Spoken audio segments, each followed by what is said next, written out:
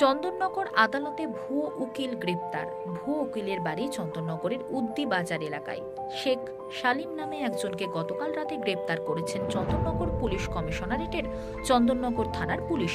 তার বিরুদ্ধে অভিযোগ, সে কোনো উকিল বা মোহরি নয়, নিজে একটা ফেসবুক অ্যাকাউন্ট খুলে উকিলে পরিচয় দেয়। এরপর সেটা চন্দননগর আদালতের বার অ্যাসোসিয়েশনের নজরে আসে। বার অ্যাসোসিয়েশনের থেকে চন্দননগর থানায় লিখিত অভিযোগ জানানো হলে অভিযুক্ত সোহিলকে পুলিশ মঙ্গলবার প্রথমে আটক করে। এরপর যথাযথ কাগজপত্র না দেখতে পারায় তাকে চন্দননগর থানার পুলিশ গ্রেপ্তার করেন।